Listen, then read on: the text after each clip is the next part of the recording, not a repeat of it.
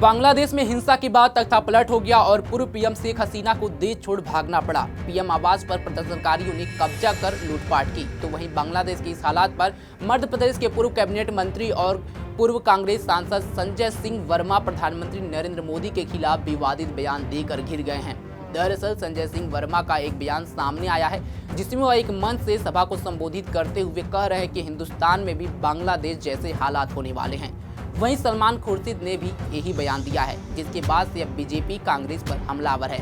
नमस्कार, आप देख रहे हैं पंजाबकेसरी.com। मैं सत्येंद्र शर्मा। इंदौर नगर निगम में फर्जीवाड़े के विरोध में प्रदर्शन के दौरान कांग्रेस नेता संजय सिंह वर्मा ने बांग्लादेश के हालात पर बयान दिया है। वर्मा ने कहा कि जनता पर अत्याचार बढ़ने पर जो हश्र बांग्लादेश का हुआ वह भाजपा नेताओं और राज्य सरकार का भी हो सकता है। वर्मा ने बुधवार को कहा कि पिछले 2 दिनों से जो घटनाक्रम बांग्लादेश में चल रहा है वह गलत नीतियों की वजह से जनता प्रधानमंत्री के घर में घुस गई। मैं तो सिर्फ इतनी बात कहना चाहता हूँ, 2 दिन से टीवी पे आप देख रहे हो, बांग्लादेश की जनता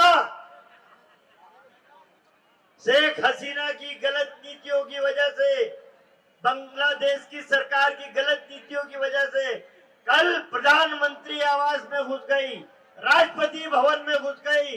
याद रखना नरेंद्र मोदी जी, एक दिन ये जनता जितने सड़क पे हिलोरे ले रही है, एक दिन तुम्हारी गलत नीतियों से तुम्हारे प्रधानमंत्री निवास में घुस जाएगी, कब्जा कर लेगी।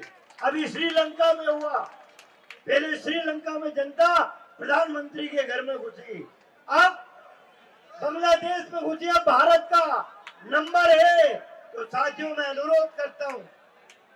वहीं कांग्रेस नेता एवं पूर्व विदेश मंत्री सलमान खुर्शीद ने मंगलवार को कहा कि बांग्लादेश में जो हो रहा है वह भारत में भी हो सकता है, हालांकि सब कुछ सामान्य लग सकता है। पूर्व केंद्रीय मंत्री खुर्शीद शिक्षाविद मुजीबुर रहमान की किताब Shikwa e Hind the political future of India Muslims की लॉन्चिंग के मौके पर बोल रहे थे। उन्होंने कहा कि कश्मीर में सब कुछ सामान्य दिख सकता है, यहाँ सब कुछ सामान्य लग सकता है, हम जीत का जश्न मना रहे होंगे। हालांकि निश्चित रूप से कुछ लोगों का मानना है कि वह जीत या 2024 की सफलता शायद मामूली थी, शायद अभी भी बहुत कुछ करने की जरूरत है। न्यूज एजेंसी पीटीआई के मुताबिक पूर्व विदेश मंत्री ने कहा, बांग्लादेश में जो हो रहा है वह यहाँ भी हो सकता है। हमारे देश में इसका प्रसार चीजों को तरीके से फैलने से रोकता है, जिस तरह से बांग्लादेश में फैलाया गया है। उसके बाद उनके इस बयान पर जब पूछा गया तो उन्होंने कहा कि मैं जो बोलता हूँ पब्लिक में बोलता हूँ। सुनिए सलमान खुर्शीद ने क्या कुछ कहा। One party has distanced itself from your comment. What do you have to say? Do you think a comment like this? Why did you make a comment like this? Don't you think it undermines the image of your own country? What you are undermining is my freedom not to say something. You have to say that you made such a comment in a public platform. You should not be going anywhere to people that you abuse all the time. Please, Republic. Yes, you made a comment about your country like this in a public platform. What do you have to say about this? I say whatever I say in public, never in private. वहीं अब सज्जन सिंह वर्मा और सलमान खुर्शीद के बयान पर Bharatiya Janata party ने पलटवार किया है। बीजेपी के आईटी सेल प्रमुख अमित मालवीय ने कहा कि चुनाव न जीत पाने की वजह से कांग्रेस इतनी हताश हो चुकी है कि उसके नेता खुलेआम जनता को प्रधानमंत्री आवास में घुसकर कब्जा करने के लिए उकसा रहे हैं। राहुल गांधी प्रधानमंत्री पर हिंसा को बढ़ावा देते हैं और उनके प्यादे अराजकता को। लगता है कि 3 बार सत्ता से बाहर रहने के बाद दिमाग बौरा गया है। अभी तो और कई चुनाव हारने हैं, इतनी हड़बड़ाहट क्यों?